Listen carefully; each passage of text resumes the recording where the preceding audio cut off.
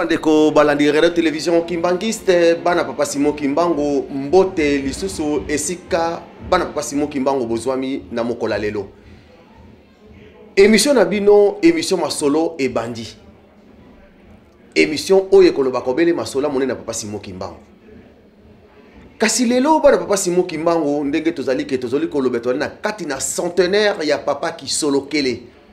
Ndenge Yemoko, le chef spirituel, sa divinité, papa Simon Kimbangu Kiangani, alobaki yango ke centenaire nabiso, toko continuer année mobimbazali année ya centenaire. Yango wana biso pe na katina asolo, toko lobela obele likambo ya papa ki solo kele na mokolo ya lelo. Na yango bandeko balandi radio télévision Kimbangiste ndenge tokozala kabiso nyoso pe na bomesano na bino ezali wa bino ndeko papa Lambert makomi mo oyo bino suboyebi bobo sanité nde na lisungi ya papa na biso sa grandeur papa Edi Zolandonga.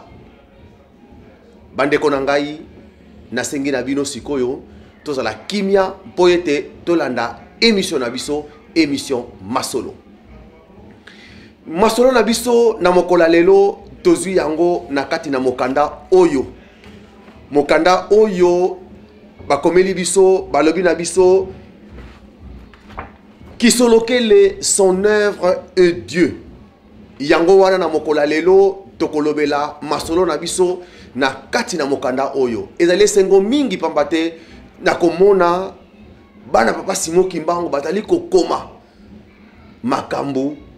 ya bana ya papa Simon Kimbangu oyo ya bota ki na kati na bonzoto pe bazali kolakisa na kati na mokili batuwana bazalaki banani ya solo batuwana papa ki solo kele papa Dialunga na papa Diangenda kuntima bazalaki batu kasi bazalaki batu lokola ngai na yote yango wana leo na kati na émission na biso tokozwa première fils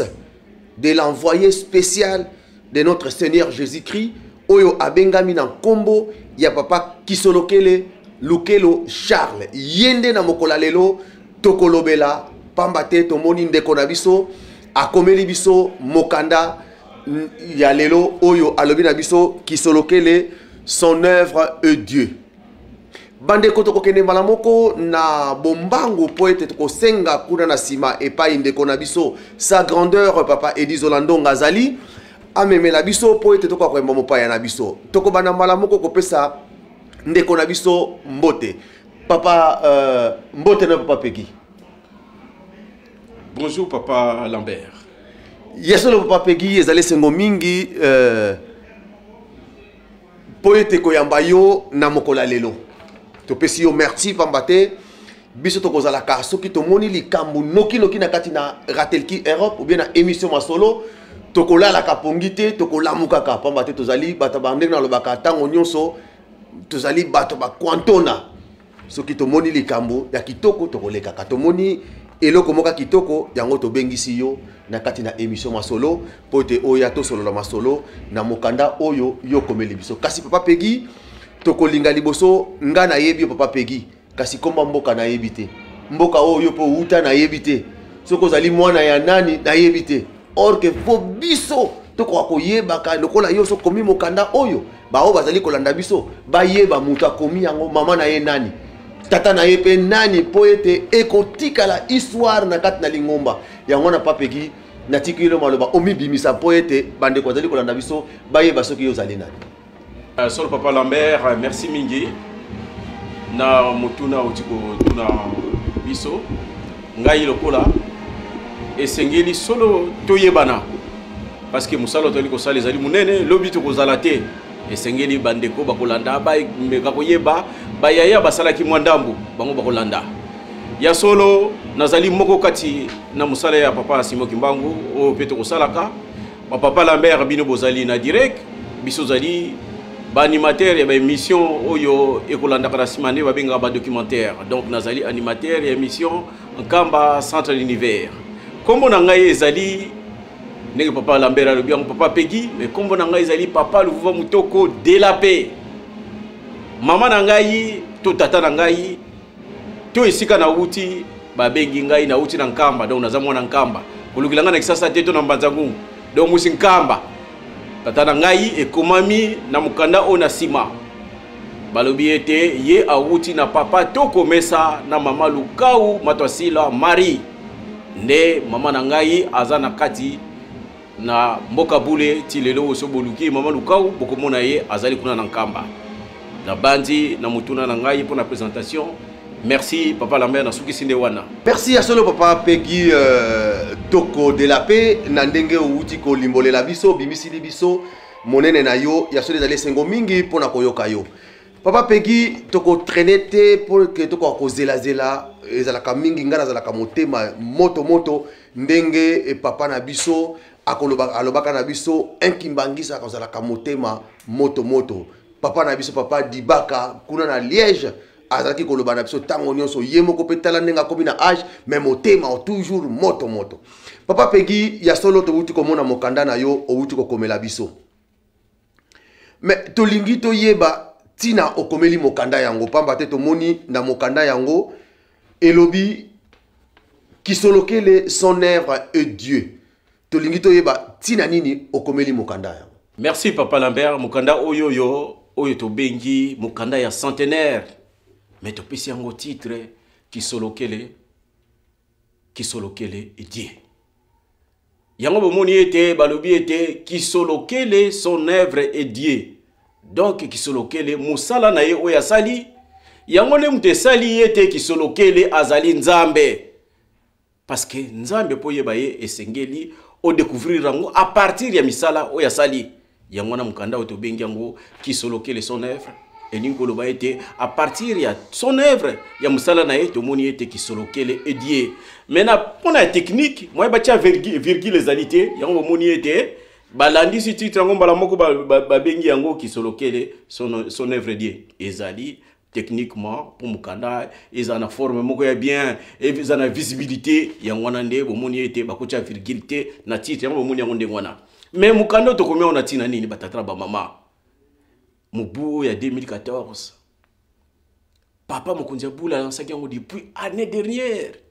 donc en 2013 hier a lancé déjà centenaire et bandit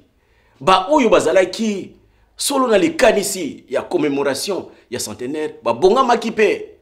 ndakisa bino bosalaki ba émission biso pe to salaki mais sengeli na cadre ya commémoration ya ko remémorer musala au papa asali esengeli document ezala to mona ngo to kolanda ba mindele te mais to komona ka yango à chaque manifestation ta Obama to mona ikara ete ba elirie même le même jour mukande zali mais mutonga combien on a tina nini ezala katina à tout moment ete beaucoup sala événement moko munene fo ba symbole ezala ya solo ezala ki biso pasi pona ko koma œuvre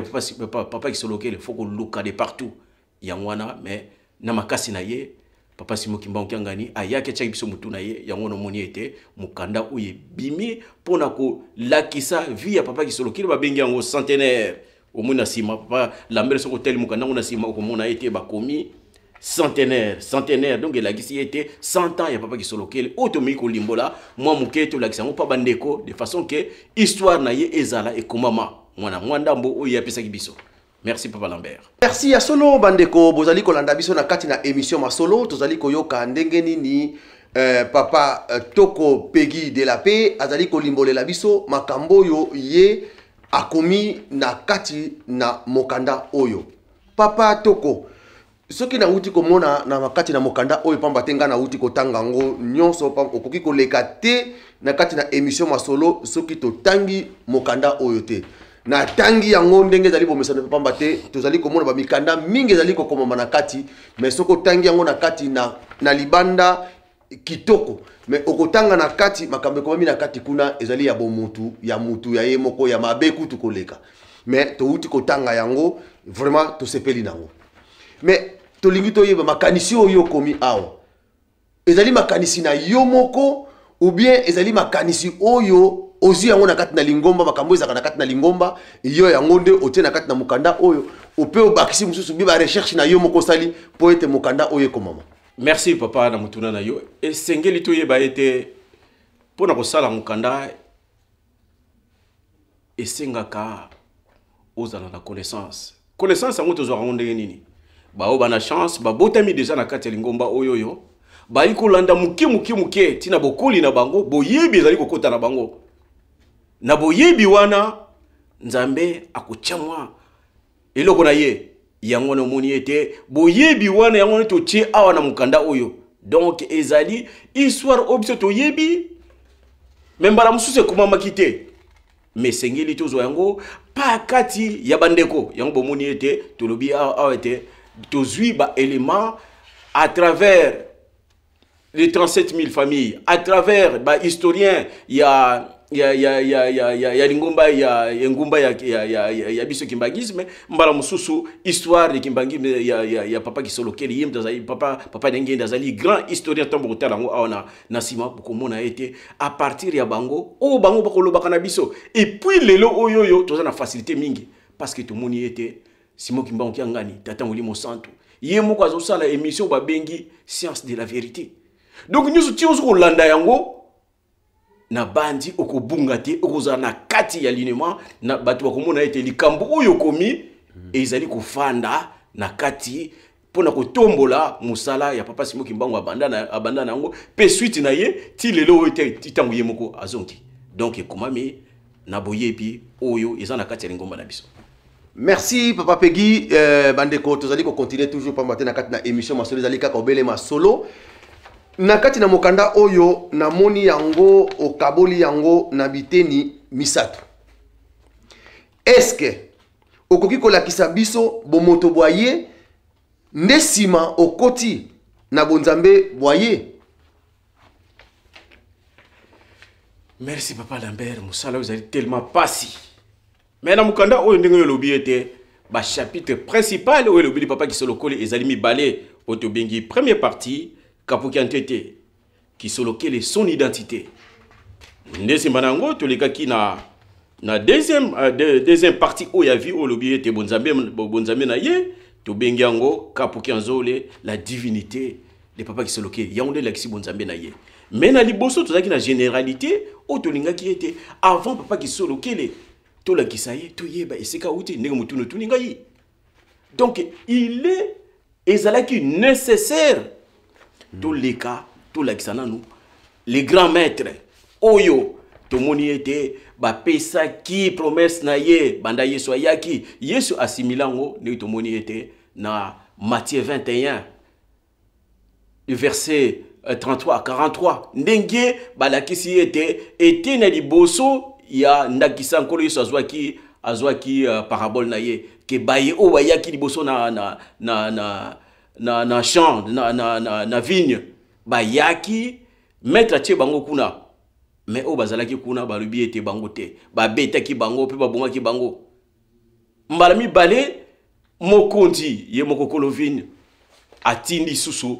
mwana na ye to yebi ete enkolo eso yaki ba bomaki ye moko alobaki atunaki mutuna bongo ye moko tango ye mokokolo vigne akosala ndenge nini ye mokokolo elanga. Donc yango to lakisa ki ete na tango oyoyo tozela ki ete kolovini aya à partir ya kolovini to bengi les maîtres place wanande banzambe misatu babimi o tozo kolobela iboso nzambe ki solokele ye abimel ndi wana mais po batu ba yiba malamu yango to likaki na généralité pote bino tambo kotanga botangi na généralité to lakisi bino esika papa ki solokela a outi na tango nini na gouvernance ya tata molimo santo oyo koleso alobaki na parabole de vigneron que les maîtres quand il viendra qu'est-ce qu'il fera na bato oyoyo babibisaki elanga na ye tout l'équipe papa Lambert parce que tout ni biso so to ko loba mo muke na eloko etali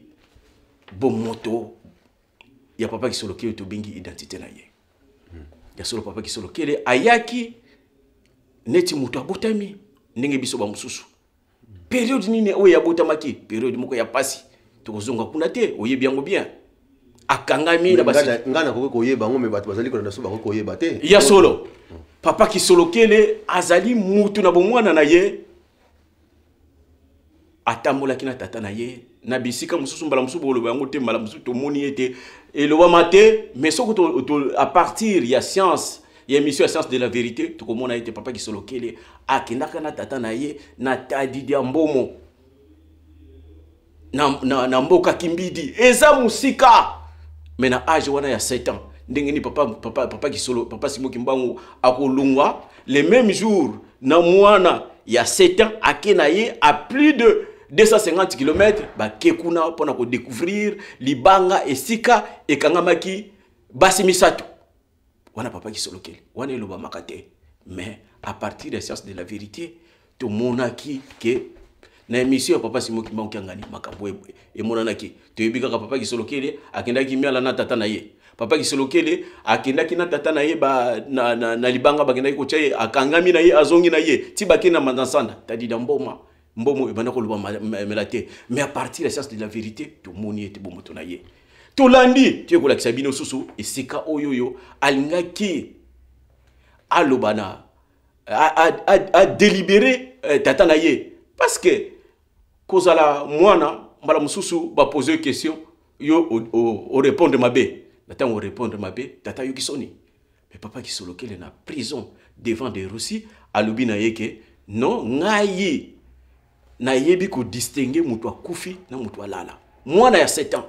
lero nga so batuninga na 7 ans ta mwana na ngai na bandi akobanga azana frus mais azaki na frus parce que azalaki préparé bien avant na makambo wana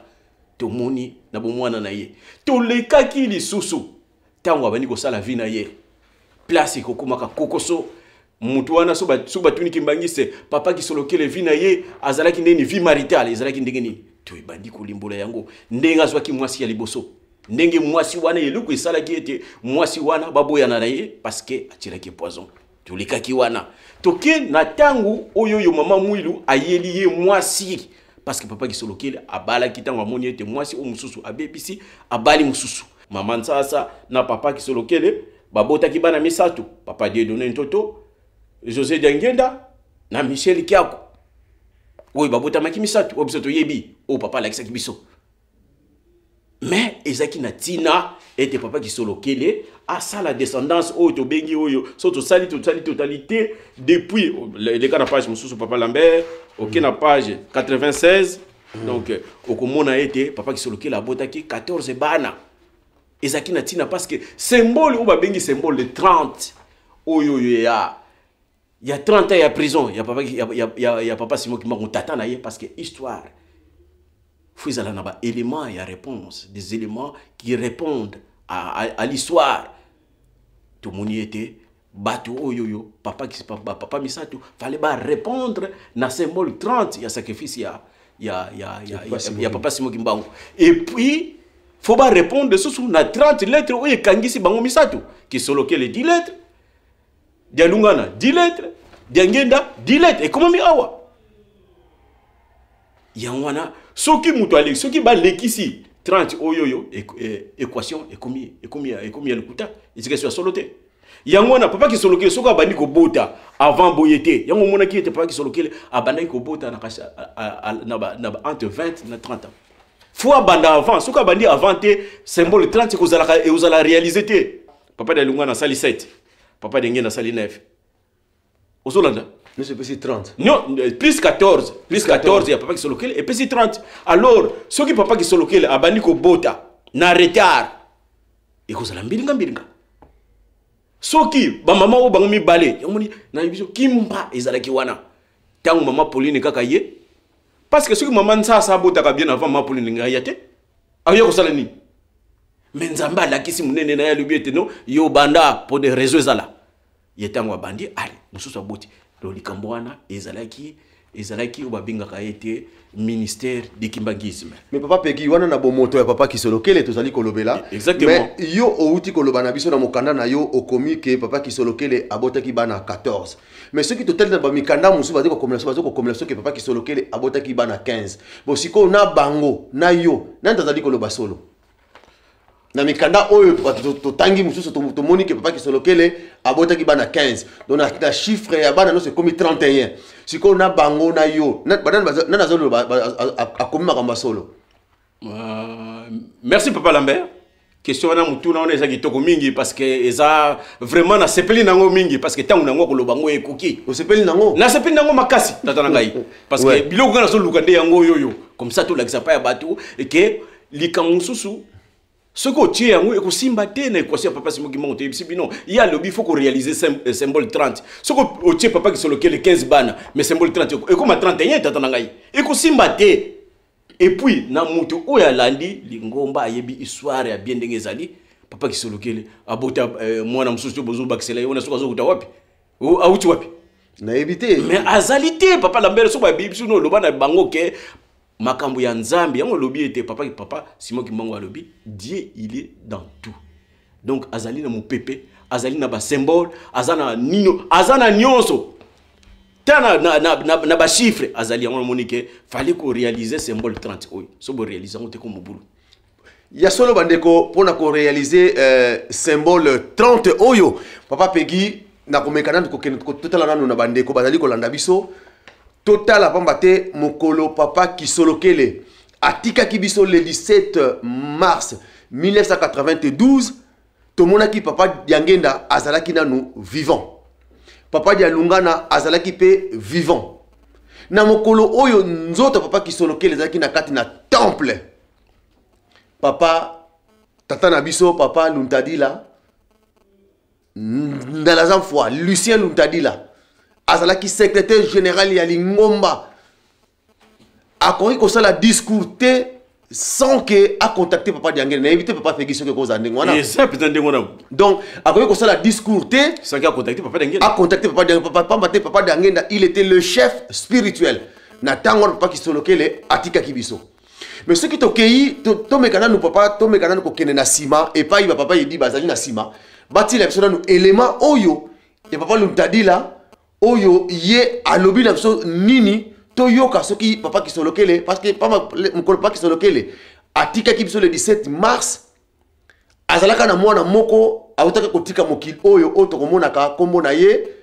Simon Kimbangu azalaki mwana moko déjà amitika biso déjà avant papa Kisolokele azalaki na nous vivant ye atika kibiso donc là papa Kisolokele atika kibiso bazaki 13 to batikala ki 13 hein ndengo batikala ki 13 yango na bandeko to mekana kolanda élément oyo papa na biso vraiment paix à son âme yaya na biso to kolingaka yo mingi tata na biso surtout na leki na yo papa Simon Tiangani vraiment yaya na biso papa Simon to kozalaka pembeni na pamba te na pasi oyo utaki kozwa yo biso bandeko to za sima na yo papa Simon Tiangani mais to kosenga na bandeko bozali kolanda biso papa editila biso na no élément wana et papa Luntadila total nana ndenge nini makambo yango elekanaki. Au nom de son éminence Papa Diangena Kuntima, chef spirituel de l'église de Jésus-Christ sur la terre par Papa Simon Kimbangu, qu'il nous soit permis de vous adresser ces quelques mots. En cette circonstance, c'est d'une façon particulière aux autorités politiques et militaires de ce pays. Kelo est né le 12 février 1914 en Kamba de Papa Simon Kimbangu et de Maman Marie-Mouel Kawanga Nzitani, dont il est le fils aîné. Dès son bas âge, il est resté à côté de son père et devint plus tard le témoin privilégié de son ministère. À partir du mois de juin 1921, lorsque la tentative d'arrestation de Papa Simon Kimbangu échoua, sa grandeur Kisokela Lukelo séjourna avec son père dans la contrée de Mbanzansanda. Et après l'arrestation de Papa Simon Kimbangu le 12 septembre 1921, Papa Charles Kisolokela Lukelo sera lui aussi arrêté, jugé et condamné. Pendant l'interrogatoire, il défiera l'autorité du commandant de Rossi, preuve d'un courage exceptionnel, en dépit de ses 7 ans d'âge, en confirmant avec force les miracles opérés par son père. À l'une des questions qui lui fut posée sur les morts qu'avait ressuscité Papa Simon Kimbangu, il répondit sans la moindre crainte, qui savait bel et bien distinguer un homme qui laisse une veuve et 13 enfants. Outre sa carrière administrative et politique, sa grandeur qui Kisokela Lukelo était à la fois. Merci sa grandeur papa Eddie Zolandonga na image na élément où tu ko balancer les biso papa Lucien Luntadila bande ko nangai eloko ezali ko sala pasi élément ya ngoyo bino nyonso boyoki kaka likambo oyo ekosalela biso pasi kaka likambo oyo ekokabola biso papa Diangenda azali wana bouti komona ye papa Mfumwa Mbanza papa Dialungana avandi wana est-ce que papa Lucien Luntadila le révérend pasteur akende kotanga discours ya boye devant papa ce que c'est là qui m'a papa akombala moko akolongola ye ou bien akende kotanga discours sans que papa atangango bande komoni tozali komi monisa pasi pamba tozali komi monisa pasi pamba biso papa alobaki ke biso tozali bandeko ya bana ba papa aboti biso na molimo toza bana ba papa ngai papa Lambert nazali mwana ya papa na kotuta nango petolo nazali mwana papa ya molimo mais réalité ke soki balobi ke bana oya boti na bonzoto pamba te yali ndenge babongisaki yango na bonzambe na bango yango wana bandeko na ngai na kote wana tosalaka nango polémique te bouti kolanda mokili bana pasi mokimbango oyo ezali mwana papa Kisolokele mwana papa Dialungana mwana papa Diangenda kuntima bolandi le révérend Lucien Luntadila nzambe ayamba molimo na ye papa Peggy pona yo sikoyo na élément oyo omoni yango ndenge nini Papa Lambert, tout est clair. Donc papa Luntadila landi na bokibi nyonso tango azolobi ete papa Kisolokele laisse derrière lui 13 orphelins. Donc bana oya tikaki na tango wana papa Kisolokele akufi papa Luntadila lobi yango 13 orphelins. 13 orphelins tout luka susnini. Donc surtout longoli papa Simon Kimbangu oya kufaka avant papa Kisolokele kutu bakomi 14. Bakomi 14. Donc calcul est tombé net. Donc so oya bobakisa 15 ou bien 16. Donc na yebiti soki azoko luka makamunini. Donc mutuwana peut-être ali azolinga abongola kimbangisme et salamina symbole 30. Soko leki yango et comme le kumsusu 13 30 lettres ya ba papa na descendance pe a kokisi yango parce que ba élément na il faut qu'il ait des réponses pour na ko imager sacrifice ya papa Simon Kimbangu. Donc 30 bana wana yango na symbole ne ya sacrifice oyo papa Simon Kimbangu asalaki pona biso nyoso to. Continue à bon moto na papa Peggy la yo o continue à bon moto na ndenge tozoko lobaka soko système bon moto o continue à bon nzambe na ye ya solo batata ba maman esengeli to yiba tango toko lobaka nga mo na sengeli ngo pardon parce que nazaki pe lokola bino mais tellement bon moto ezana biso et puis tu es beaucoup critiqué mais tout ça la kaba recherche moké tout ça la kaba étude moké yango pe omona na lelo pona papa Simon Kimbangu kangani elobama mais batu bako luka na sete bakumtala likolo papa Kisolokele pe elaki ndenge moko mais heureusement na tango oyo ndenge baloba été le temps est le meilleur interlocuteur il y a deux événements donc na tango oyo na centenaire papa alakisi biso ndenge tokolobela ndenge tokolakisa bo moto ya papa Kisolokele. Donc ça qui très important ba étape pour to benga ba tableau moko il y a richesse il y a divers tableaux yo yango to la kisabiso richesse munene o papa Kisolokele a sali na kati lingomba oyo pe monene ya kimbangisme. Donc tant toujours le papa Kisolokele dans son mona babiloko ezoko bima de part et d'autre ezoko la kisa été histoire ezali vivante munene ya papa Kisolokele. Donc conseil na kopesaka parce que tozala ki biso nyonso ndenge moko tozali kolanda ba to koluka mais to luka na se to kwa koyeba livre oyoyo et ko révéler biso makambu ebele mais lelo oyoyo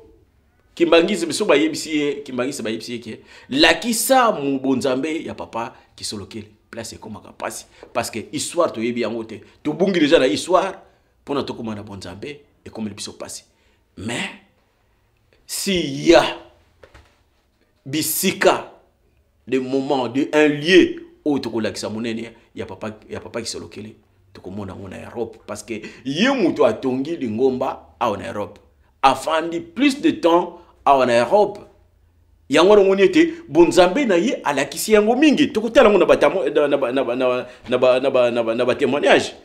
ba témoignage ezali awa na bandi pona to abiser na tana bino te to check na kasa 3 témoignages témoignage ya liboso ezali témoignage ya papa pasteur to leki na témoignage ya papa o to bengi papa animateur o to tia wa animateur un animateur de Ratel qui ya biso beaucoup monde a été bon Nzambe et la kisami parce que Nzambe pour bengi Nzambe il faut qu'il ait des effets des réponses o ezo la kisayango ya motoluma qui était papa kisolo na tango azoko résister mutu ayebi nzela mutu azoko na liwa o na pa na biso mutu oyo ako la musaka mutu ayebi kozungisa molimo ya mutu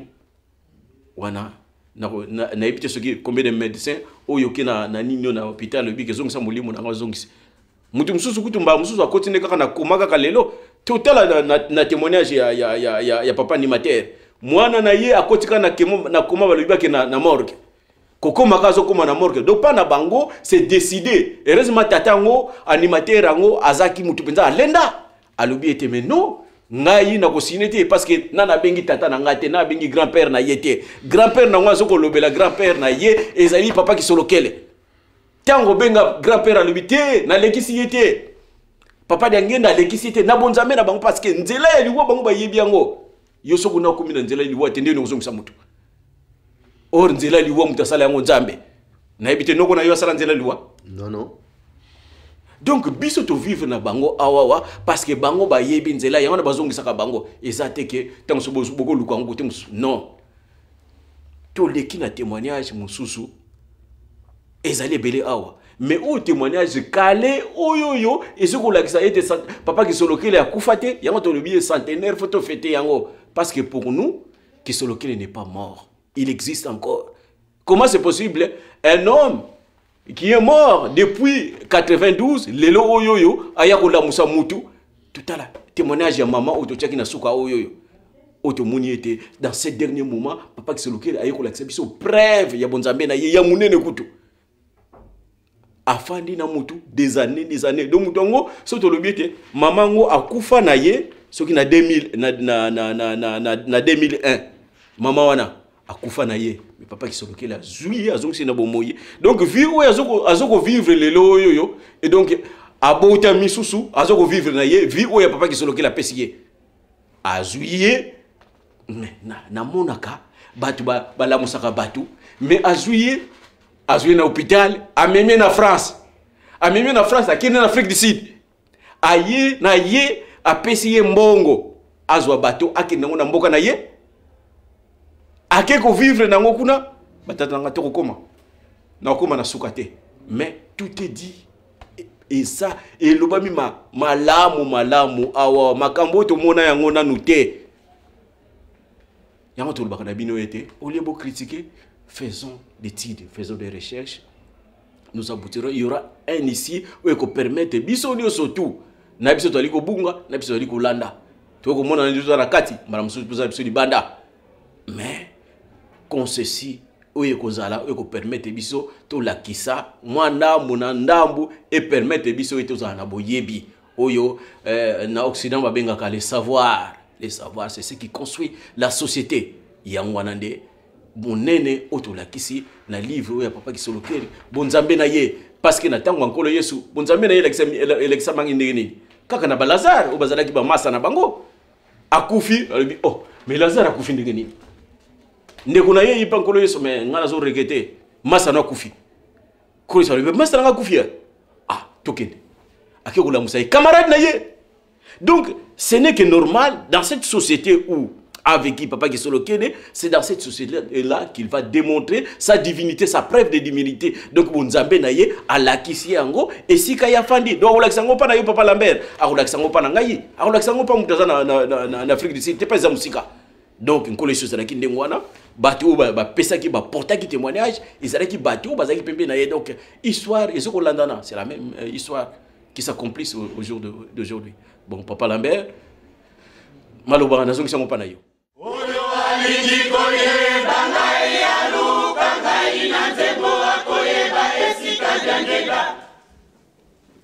Nazali kobombama bino bosili kotonga tempelo bobangi kobi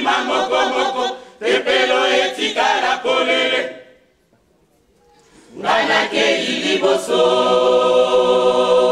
mobembo nazali kokende na bino namoni ekomi lokola ebandaki na Noa bana bobungi balabala oyo alingi koyeba ngai aluka ngai na nzembo akoyeba esika lya ngenga nazali kobombama bino bosili kotonga tempelo bobangi kobima mokomoko tempelo etikala polele ngai nakei liboso mobembo nazali kokende na bino namoni ekomi lokola ebandaki na Noa bana bobungi balabala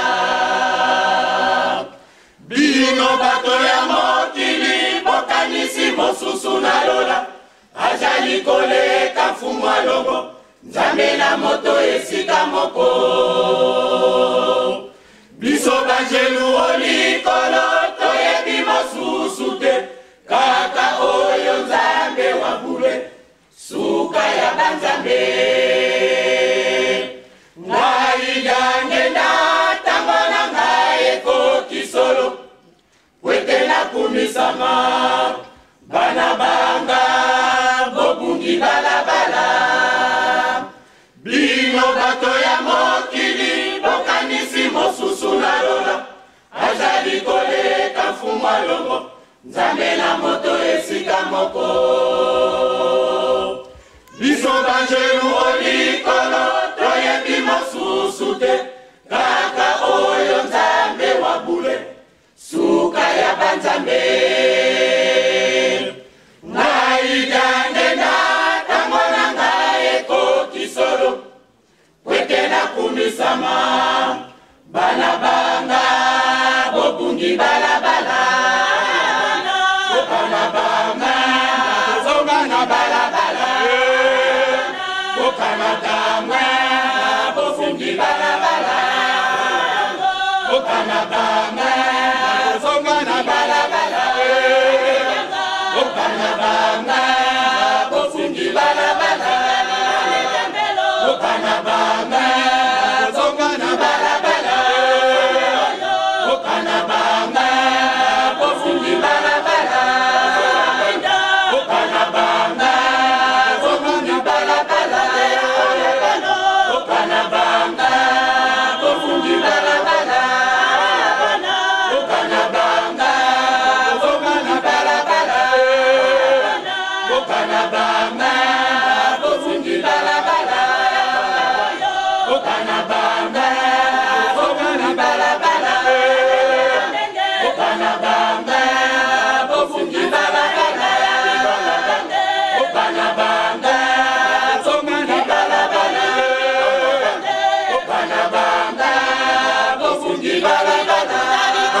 bokana banga zonga na balabala bokana banga bobungi balabala bana banga bobungi balabala bana banga bobungi balabala bana banga zonga na balabala bana banga bobungi balabala bana banga bobungi balabala bana banga bobungi balabala bana banga bobungi balabala bana banga bobungi balabala bana banga bobungi balabala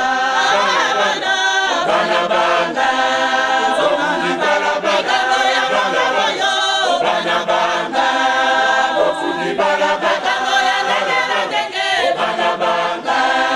zonga na balabala bana banga bobungi balabala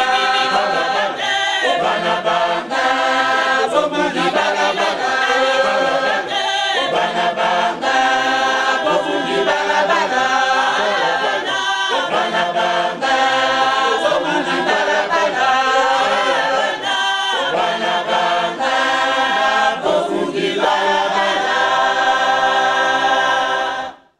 papa Peggy ya solo tozali koyoka ndengo zali kopesa témoignage na yo et puis ozali kolobela monena papa Simon papa Kisolokele ya solo bandeko papa Kisolokele toyebi ke adali tata oyo asali makambo ebele na émission tosalaki na papa le révérend Aronzinga balobela kibiso papa Kisolokele ndenge akendeki na Belgique ndenge azula kibiso indépendance papa Kisolokele na âge à 45 ans a organisé anniversaire na ye kuna na Tchela anniversaire ya pamba ya 45e anniversaire na ye mais otala ba invité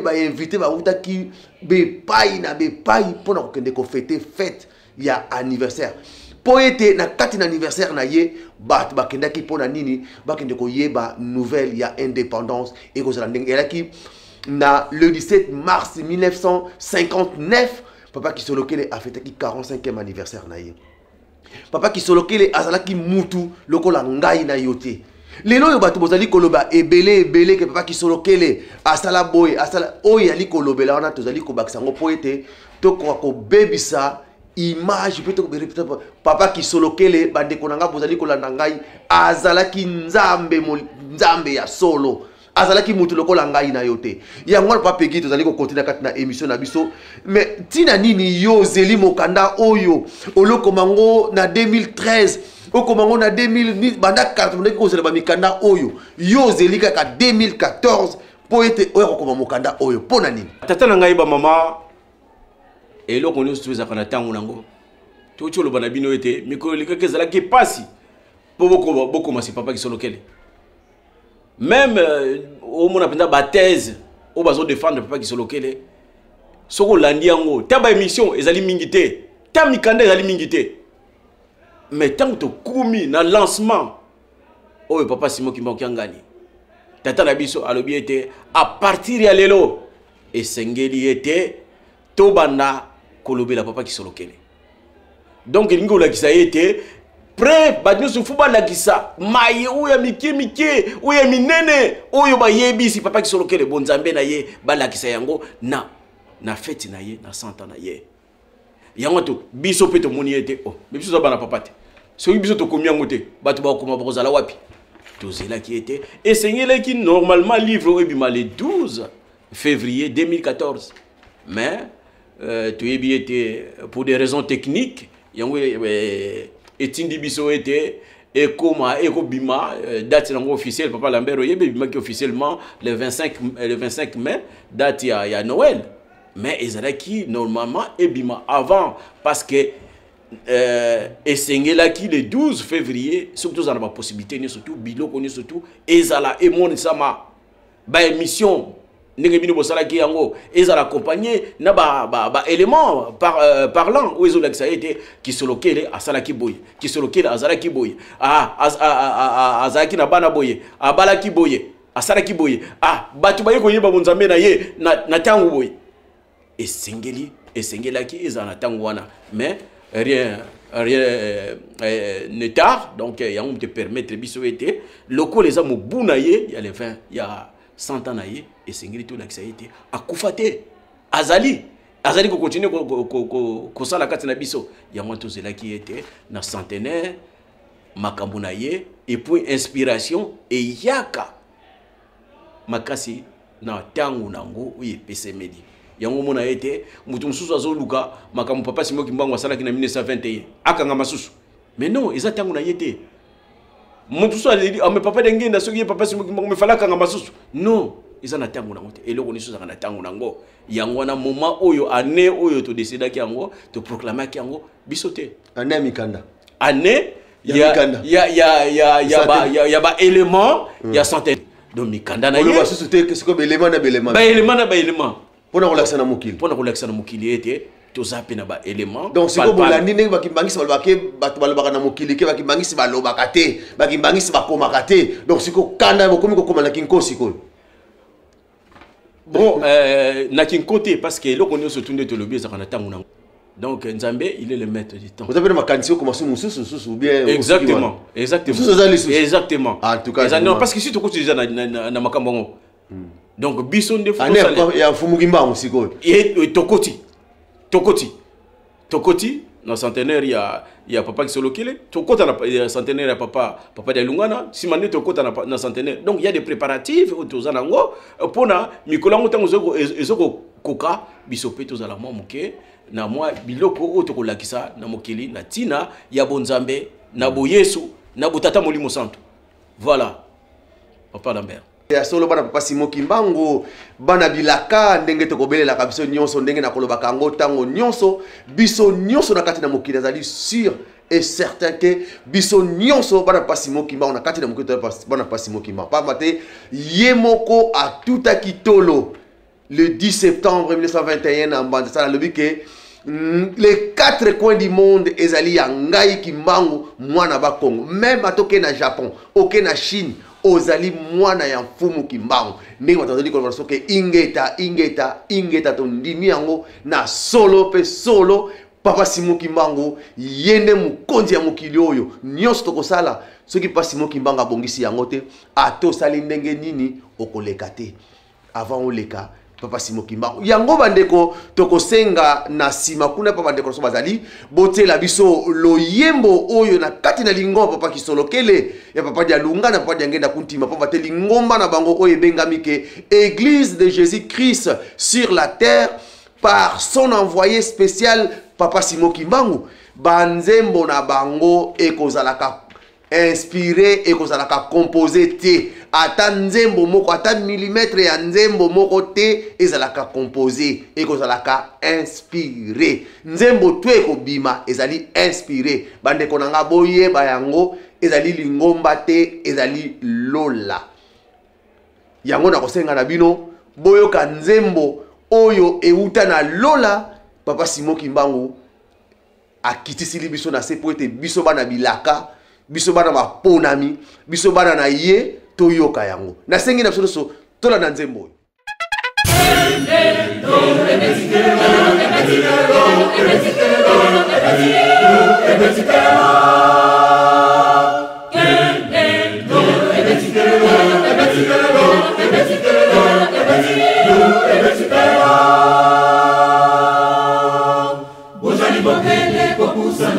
Nabila katata la kabino Maleme malembe bojali kwa kende Boko mwana mboka ya sika Bojali bopele kopusana Bojali bopele kopusana Nabila katata la kabino Maleme malembe bojali kwa kende Boko mwana mboka ya sika Bojali bopele kopusana Satana kanisaki Amasana kibete azali ekelamu ya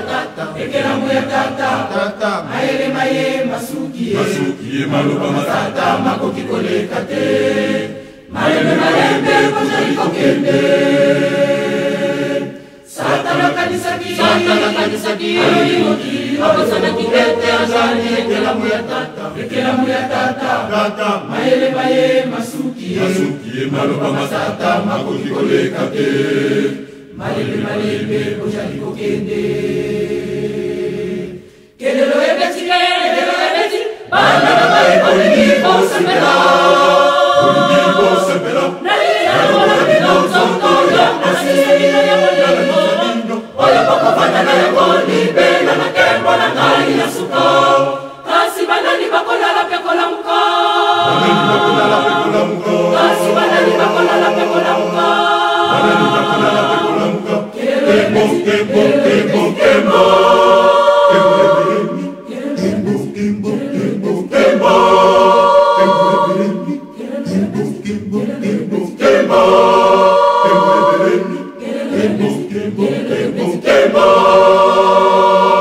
Tata na bino Kimbangu alingi asepelisa mokili oyo alingi alongola molili na mokili alakelaka bana baye banani bakosepela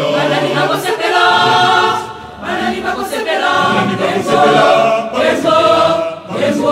ya bakonasi Ezo ya bakonasi Ezo ya bakonasi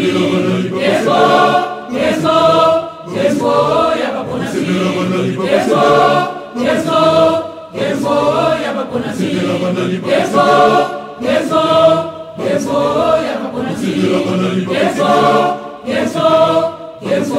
ya bakonasi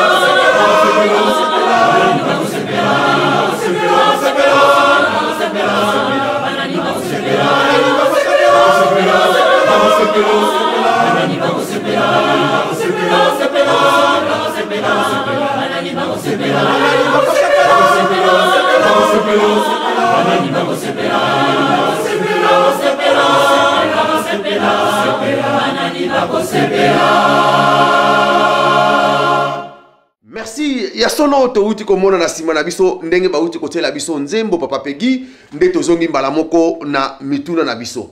Papa Peggy touti komona pasi na biso ekozala katango ya kolobela pe kosangisa bomoto na ye pe bonzambe na ye nde na tango wana nde totuni yo soki olakisi yango na mokanda tote. Yango wana ona tulingaki to subdiviser livre yango na des parties essentielles. Donc partie wa liboso o elakisi kapukiantete elakisi bomoto na ye. Et partie wa mibale yango telakisi bonzambe na ye. Yango wana na définition na biso bonzambe la divinité chez les kimbagisme ezali science oyo mutu akanisa te pe akozala na boule nango jamais. Yango tout moni était la divinité est une science que l'homme n'a jamais pensé, il n'aurait jamais eu le savoir. Yako kanisa. Donc ezali wungulu na nzoto mutu akoyeba yango te. Yango moni était na iso papa ki solo kele tozali ko bunga. On me puna ni asali boye. Donc esala mina nguye papa Simoki Mbangu. Ya molimo santu. Eza ba tableau beaucoup ya bisote. Mutu lui oh mais ndenge nini yekuna boye na boye. Mutu so alubi boye na boye. Mais non eza na degré na bisote. Donc si on critiquer ozo ko bunga na yo oyebi yango te. Yango balobi ete bonzambe ezali kambu ezali science moko eza boyebi oyo mutu aka aza kutuna likanisi nango te pe akozala kana likanisi nango ta mukete. Yango ba bengi bonzambe la divinité batata na ngai. Mais siko pona ko lakisa ya solo ke yazali nzambe batata na ngai. Tukomona neti mama oyoyo. Toke na page tumia bino musikate na page 170. Parce que batu bakoza na colère mingi ba loba mais ndenge nini mutu abotami awawa azala susu nzambe parce que na science ya kala na théologie o ya kala tant mona ekolakisa biso ete mais non nzambe mala mususu balobi ete azala ko pepe o nzambe mala mususu azala ka soki amona na kate mais bible lakisi biso ba place ebele na mona ka batu ba ko bunda na ba bisika o mususu o bakutani na musulman moko boye musulman lobi na yeke mais non mais nzambe aza mutu te mutu wana so ko discuter na musulman pa toki abosa ni ke bible ya musulman ya kisima akola kiso vérité te. Comment musulman abimi na prophète ala kisa yo bonzambe mutu akola kiso ka bonzambe aza mutu aza na bo Yesu ou bien mutu aza na bukimbangu parce que Yesu mutu ala kisi bonzambe. Un prophète n'a pas un savoir d'un fils de Dieu ou de Dieu. Donc eza na terme initiatique bozana nzela moko te akobungisa yo mais soko landi ozongi na kati ya Bible place bato banda ngana ko yusa tata na ngai te parce que tata na ngai amona mokili avant yango moni ete Moïse balagisi mokongo nzambe Abraham akutana bango misatu Yesu biso moko to moni ye oya lakisi bonzambe na ye place on est biso mais papa ngenda répondre biso tout l'andaka boy s'alignant à la déclaration biblique qui thèse qu'à la création Dieu a créé l'homme à son image et à la ressemblance. Si pour les autres, Dieu se limite à une vision spirituelle, l'essence de la philosophie kimbanguiste définit tout être spirituel possède un corps et un esprit. Corinthiens, 1 Corinthiens 15, verset 44. Tout le monde na l'essence de la philosophie kimbangi c'est comment mi papa d'engeda. Donc mutu moko te na mokili azali aza mutu azana molimo te ndakisa mutu soka kufi est-ce que akendeka na nzoto balubi akena molimo te mais ndeni bayebaka te ke molimo ya mutu azaka liboso. Donc c'est normal ce que ba bengi nzambe mutu ce que yesu aye azala na bonzoto azala pena na molimo parce que yesu soko ayaka na bonzoto te alinga yeba na te mais bonzoto na ye na makambo oya sali yango ne batu ba conclure non mais oyo azasu na classe ya ba prophétité azana classe ya bonzambe mais liboso azala ki esprit soko atika la kaka na esprit wana aya na boyesu te ndeto yebiete et singele ki pena tango oyoyo nzambe aya na nzoto na ye pour assister makambo yango tozela ki ete tata molimo santu oto bengi maître na livre oyo ye muta kidisi équation ezaki likolo oyo bungisa ki satana obitu mwana ezaki likolo esengeli a réitérer ngo awana se yango to moni ete papa Simon Kimbangu esengeli alakisa ete ye le créateur ye mutazana ba misatu wana yango na yaki na mokili oyo asali amisali bango misatu pote équation wana emona na awawa asali tata mwana peye moko molimo santo mais bonzambe na ye esuki kaka wana te esengeli to lakisa ba élément oyoyo otomoni ete ya pour toujours la bino ka témoignage moko ya mama oyo parce que à partir ya ba témoignage nde bonzambe ko mona naka parce que soki ba témoignage ezalité ndenge ni to ko mona yete bonzambe ya zali nzambe témoignage ya mama oyo yangwana nde na dernier carré otolobi ete si c'est dernier carré qui soloki la kisi bisoke eza susu makambutu ya kotiela bitumba te eza makambutu te ko betela ba bagarre eza susu makambutu te o boluka soki nini totanga yango awa. Elle a été poussée après de longues années vers Simon Kimbangu Kiangani poussé pour un seul objectif, de voir et de confirmer de lui-même la réalité céleste par la présence de Simon Kimbangu Kiangani. Cette vérité est assimilée par ses cantiques à toutes les nations venues en Afrique. Cherchez la vie éternelle, car le Dieu Tout-Puissant, Créateur, est en camp à la Nouvelle-Jérusalem. Voici le Père Céleste, c'est lui qui nous a créés. Il est avec nous ici-bas, en Kamba, la Nouvelle-Jérusalem. Et lui, il maman Oyoyoko, batata nangayi, depuis 2001, aye ko découvrir Simon Kimbangu Kiangani en 2014, batata nangayi. Akufa depuis 2001, bala musiye. Mais loko la biso batuto bota mana tembe. Mama wana akena lola moni bango misato, boko landa témoignage yango, mama oyo. Akuta ina papa Simon Kimbangu. Akuta nina bango misatu nite tozoko tandela bino makambo awa aza kuna na kisasa boluka ye boko mona ye mais kisolokele aye na kombo na ye tango mona ki ye parce que nzambe azali mutu moko akoyela na position so ningi liboso mona ki solokele aye die mundele azuye alobi monsieur moi je m'appelle monsieur Charles azuye na pasi na ye akeni en France aye ne ana mboko na biso tout ça là nino awa azuye pe traitement. Tant que le traitement est sili, à l'objet, aucune la convalescence na yo en Afrique du Sud. À Kekuna, à Sali Sousubane, à l'objet, na yo yo pona zong sosu na France ba longolo bibende wana. Depuis 2001, 2014, maman oyoyo. Et Sengeli a approuvé. Donc à la kisa, oya mona ki na lola. Objectif na oya mona ki na lola ezali été amona nkamba yeluseli midiampa esika tata molimo santo balobi ete akufaka te eloko message yaki nango yangwana yangwana ki soloke asali mutu asali ye kaka poka objectif na ye akende kolakisa ete nzambe yeyo obino bolukaka Simon Kimbangu Kiangani ke akufa te azalaka na etango nyoso tu yangwana lelo soki bitumbe ezali ya rien bitumbe ko zalate parce que ba élément tozanango nyoso tu ezali. So, y'a a lobaka été, mutu soka ingo sala ba recherche ko suka awate. Vas-y, si t'arrives pas en Kamba Jérusalem, t'es nul. Et sengeli penda sozana ba recherche pour aboutir à des conclusions sereines et sengeli okoma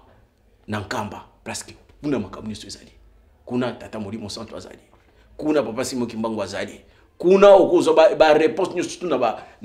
ba difficulté uzanango. tout ça là comme Makambo. Na bandi, si les gens font des recherches sur Mohamed, bah ok, c'est un mec. Pour te bayeba, yangwana batu, bakende na Israël les mire lamentation, ils en ont rien. Tout le monde dernièrement le 25 mai.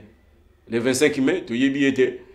Par la biso toujours fêté une activité, il y a papa Simon Kimbangu, tout le monde n'est pas paquet kuna. Babengango akena na nini nativité. Donc a confirmer ma cambiso tout ça là. Na petit papa l'ambresse ko landaki en hôtel. Et c'est qu'il besoin ba il est mawana to la kisabango parce que mon abiso ndiko to ko bunga. Mais nzoka ne bango bazo sala ngona ba technique nsusu. Tout a été dit.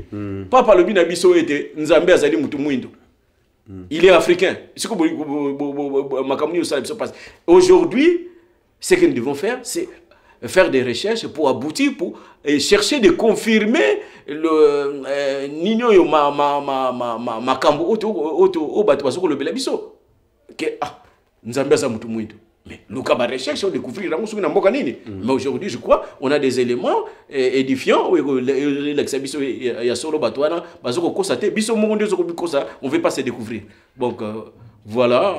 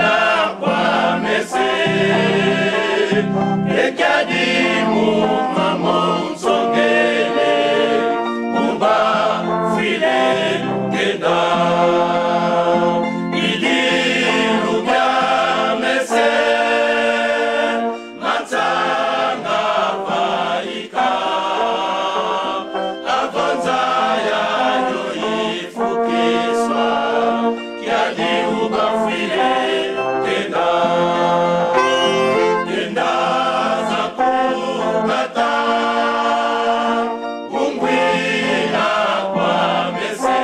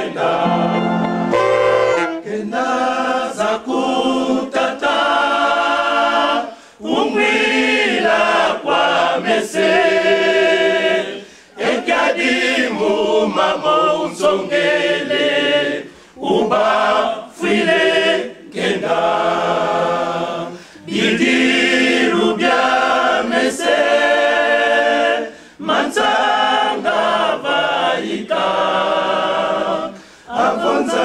yayo ifukiswa kyadi ubafwile kena. Ya solo papa Peggy tozali kolanda yo na ndengo tozali kolimbolela biso kasi papa ski solo kele to bengi ye Nzambe sur quelle base o to bengela ye Nzambe. Merci papa Lambert tozolanda kaka mutuna yango mais sengeli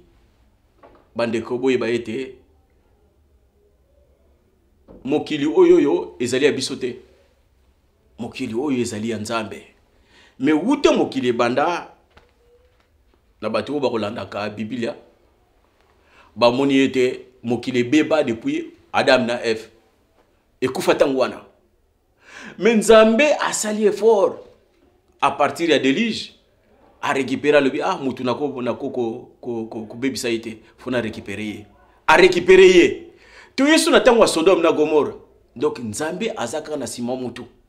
na kala Nzambe azaki na place te bato bazo komi bomana on dirait bantaba bundoke ezaki suna sonité. Mettez mon kolo yesu aye omoni Nzambe ndenga sala asala makambo na étape na étape tango tokomi na tango ya nkolo yesu batu bakomi kokima ki satana te nga naza satan te tabi zaleli na ye ezali mabe asuko alingi komitia na kote ya ki satana te. Lelo oyo la preuve est là batu bazo sambela ya marque na marque mais koloba te nga nazali mutu satana parce que na tango oyo esengeli Nzambe a récupérer mokili oyo mais ko récupérer mona banani parce que Satan si azwa esengeli ye moko aya kubunda bitumba ona yangwana ibandaki na processus ya tata molimo santo. Mais sengeli les trois entités spirituelles va intervenir na ba trois entités spirituelles na place wana to moni ki solokele to lakisi munene na ye que esengeli azala ala sape oyaye bien que azui une partie ya mokili oyo en Europe. C'est là où il a fait ses preuves divines. Donc esengeli bango bazala kati na biso na maye oyo balakisi yangwane biso ndi tomoni ete ye azali Nzambe na bunzambe na ye oyo alakisi ces grandes lignes auto lakisi bino na livre oyoyo yango mte lakisi ete papa Kisolokele azali Nzambe. Il est un dans le lot des trois divinités de la Trinité. Donc il est le Dieu, le Père. C'est lui, automoni était na conclusion, awa, tolobi était, tolobaka kombo na ye, sans que toye bayango.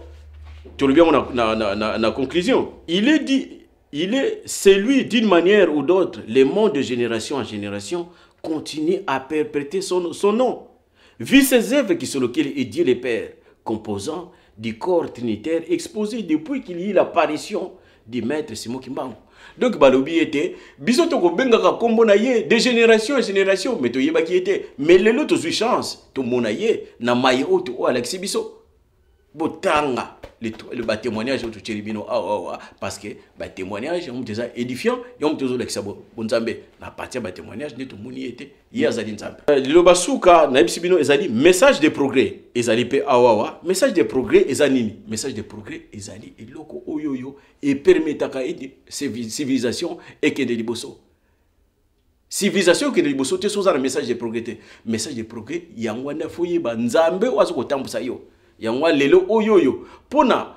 message de progrès toza nango esengeli to landa parcours ya mama autopesi oyo. Il a été poussé depuis de longues années vers Simon Kimbangu Kiangani. Yende mouta partir à yeso to découvrir ne progrès et monani katina biso. Ce qui to mo toke yelu se limité, toke nkambate, to monani na yete, yeba ke message de progrès, tozana progrès, tozana na se, mais qui Solokele à travers maman oyoyo, il a été poussé depuis de longues années pour akende akutana na tata molimo santo amona ye na miso po yeba na ete Nzambe azakati na biso lokola nasili kotia bandimi na gabilemo etikali mokenda sepelisa bandimi bango wete na tangwa suka na kotola na elombi soki ozangi kombo kimbangu okobika te wete na ntango asuka na kotala na elongi soki ozali na kombo ya kimbangu nde okobika lokola na sili konti ya bandimi na nga bilembo etikali moke na sepelisa ngondimi wete na ntango asuka na kotala na elongi soki ozangi kombo ya kimbangu okobika te wete na ntango asuka na kotala na elongi soki ozali na kombo ya kimbangu nde okobika nakosite basoda bangai batelemi kokunda etumba na mokili kolongola bato ya mabe kati ya mokili nakosite basoda bangai batelemi kokunda etumba kolongola bato ya mabe kati ya mokili nalotaki nazalaki na bangwebale mingi bapumbwaki kasi mingi bapumbwaki te emvula ya moto ekonoka ekolongola bato ya mabe emvula ya moto ekonoka ekolongola bato ya mabe emvula ya moto ekonoka ekolongola bato ya mabe Kandananga ekosilisa bandoki kandananga ekosilisa bato ya mabe ebobongwana mvula ekonoka bato ya mabe emvula ya moto ekonoka ekolongola bato ya mabe emvula ya moto ekonoka ekolongola bato ya mabe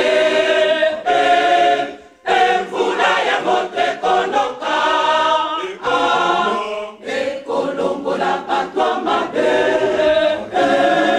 emvula ya moto ekonoka ekolongola bato ya mabe bandeke bangana lingi kotindo mokili kolia misuni ya bayemba yokaka te kosala feti kwete baumeli na nzala ebobongwana mvula ekonoka bato ya mabe emvula ya moto ekonoka ekolongola bato ya mabe emvula ya moto ekonoka ekolongola bato ya mabe yango nazandi na mawa natondi na mawa bandimi mingi bakokufa yango natondi na mawa natondi na mawa bandimi moke bakokota ebobongwana mvula ekonoka bato ya mabe emvula ya moto ekonoka ekolongola bato ya mabe emvula ya moto ekonoka ekolongola bato ya mabe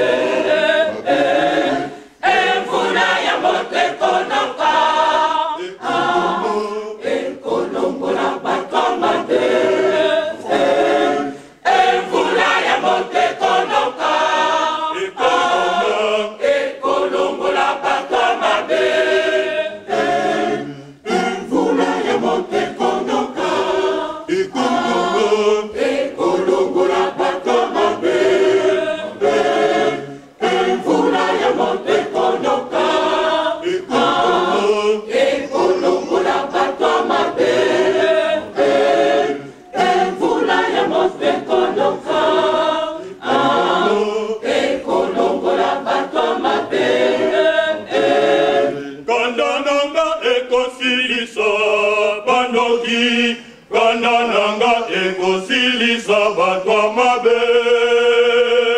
ebobongwana mvula ekonoka batwa mabe emvula ya moto ekonoka ekolongola batwa mabe emvula ya moto ekonoka ekolongola batwa mabe emvula ya moto ekonoka ekolongola batwa mabe emvula ya moto ekonoka ekolongola batwa mabe bandeke bangondo bikikotindo mokili kolia misuni ya bayeba yokaka te kosala feti kwete baumeli na nzala ebobongwana mvula ekonoka batwa mabe emvula ya moto ekonoka ekolongola batwa mabe emvula ya moto ekonoka ekolongola batwa mabe yango natondi na mawa natondi na mawa bandimi mingi bakokufa yango natondi na mawa bandimi moke bakokota ebobongwana mvula ekonoka batwa mabe emvula ya moto ekonoka ekolongola batwa mabe emvula ya moto ekonoka ekolongola batwa mabe emvula ya moto ekonoka ekolongola batwa mabe emvula ya moto ekonoka ekolongola batwa mabe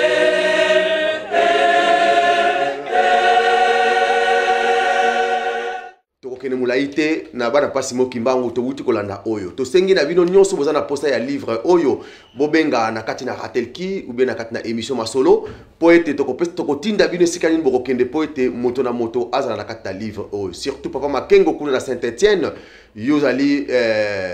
ndeko ozali kolingo yekola nde mokanda na papa makengo na Saint-Étienne mokanda na yo yango epe bandeko mosusu obenga biso na kati na Londres bozali koluka mikanda yango oyo nde tokopesa bino mbote bino nyonso bana papa Simo Kimbangu pe tosengi lisusu na kati na bandeko na biso ya dirigeant ya Paris Île-de-France babimisili biso eloko kitoko oyo ezali kolobake ozali nzambe yango papa Simo Kimbangu kiangani ozali ya solo nzambe eloko oyo tosengi biso toko kosemba yango tobenga na kati na ratelki ou bien na kati na émission masolo nde tokozwa mokanda cassette oyo ozali nzambe DVD pe pona koyeba livre oyo soki tokomi na présence africaine nde esika tokoyeba mokanda oyo kasi bobenga biso noki tokotinda bino pa ya papa Peggy de la Paix kuna nde bokozwa mikanda oyo bandeko na ngai mokanda yango oyo papa Lambert akolobaka te DVD yango oyo ozali nzambe